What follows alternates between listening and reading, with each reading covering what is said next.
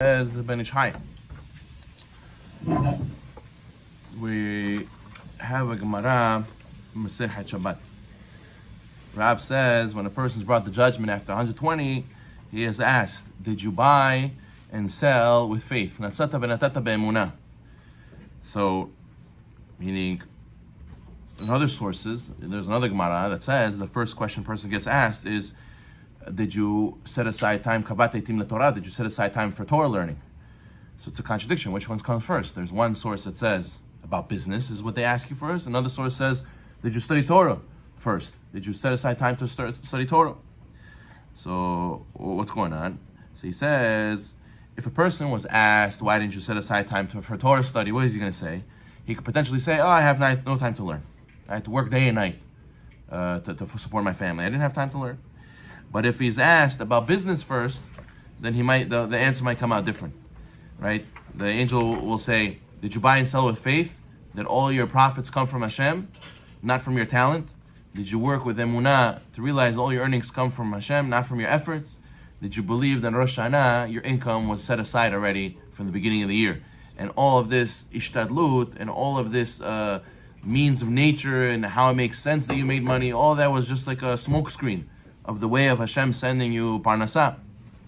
So a person could say, yes, of course, I place my full trust in Hashem. I have faith in Hashem that He was the one who gives me everything I have. Every penny I got is from Hashem. So then the angel will ask you next, very good. So therefore now, can you set aside time to study Torah? Did you set aside time? Meaning, if you really believed in Emunah that Hashem provides you for parnasah, so then you would not have any problems setting aside time to learn, study Torah. But if a person says, I have no time to learn, I have to work day and night, so then he'll fail the other question. He'll fail the question of did you do business with faith? If you did business with faith, you would have realized you had time to learn.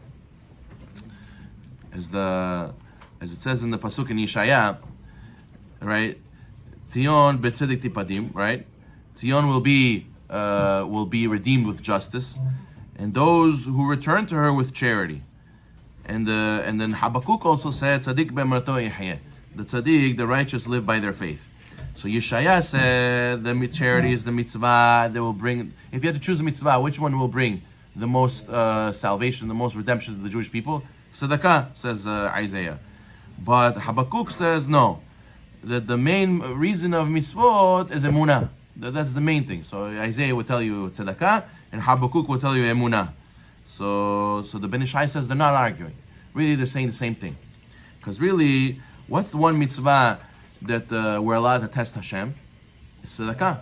It's tzedakah, to see the maaser, right? It says to give maaser, and Hashem says it's the one mitzvah you're allowed to test me to see. You will see the hand of God. You will see how I will make you wealthy.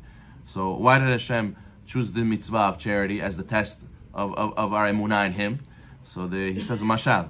He says there's a merchant who came from Baghdad, and he had a wagon shipment full of fabrics. So a lot of buyers came around his wagon. They were all hawking him, asking him for prices, trying to buy from him. And there was one guy who came, and he says, I want everything. How much for everything? Right away, he wants to buy the whole thing. So then, the merchant said, listen, all the rolls of fabric, they're all the same. Each roll has 60 meters of fabric. You do the math. How much we pay per meter, that's how it is. So the guy who was selling, he didn't believe the guy who wanted to buy. He didn't believe the merchant. He didn't believe the guy who wanted to sell. He says, I don't believe you have 60 inside each roll. When you buy a box of tissues, it says 500 tissues. Did you ever sit there and count if they really give you 500 tissues? So this guy, I don't believe you have 60 meters inside each roll. I want to take it apart and I want to see. So then he said, you know what? So here, take one. He took one roll and he started unrolling it. He started looking and he said, wait, this one looks thinner than the others. This doesn't look so thick. So then this one will be a good test, If this one is thin and it's still 60 meters, so then for sure the other ones are. So says HaKadosh Baruch Hu to Am Yisrael that Hashem has like a wagon load of wares, like as if He has a wagon load full of mitzvot, 613 mitzvot.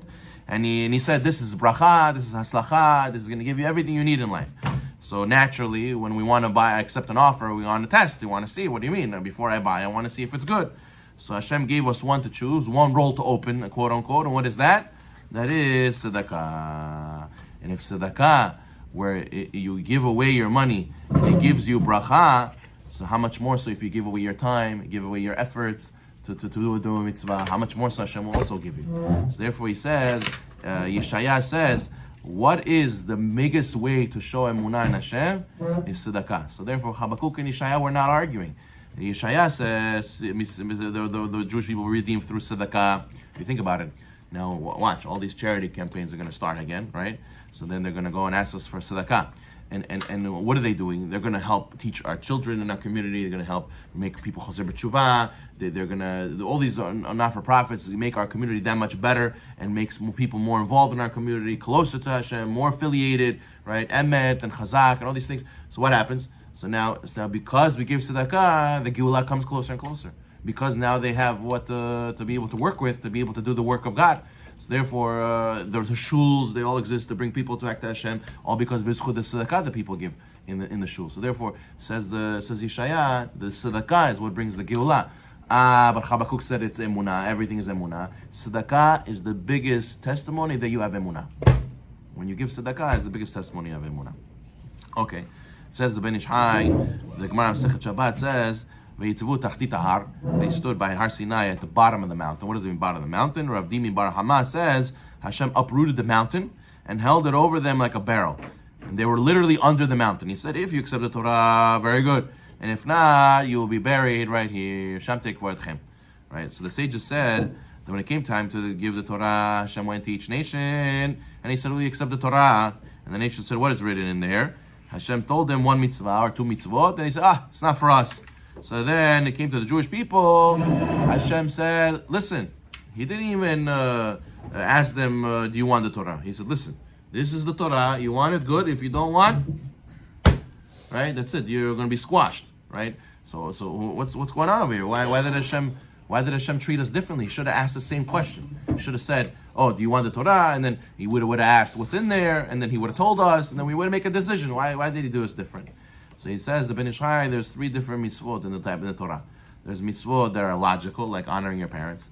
There's mitzvot that have a known reason, but the logic wouldn't, if Hashem didn't tell us, we wouldn't understand. Like, for example, Matzah and Pesach. There's a reason that they to eat Matzah and Pesach, to remember how we left Egypt, but we wouldn't have thought that otherwise.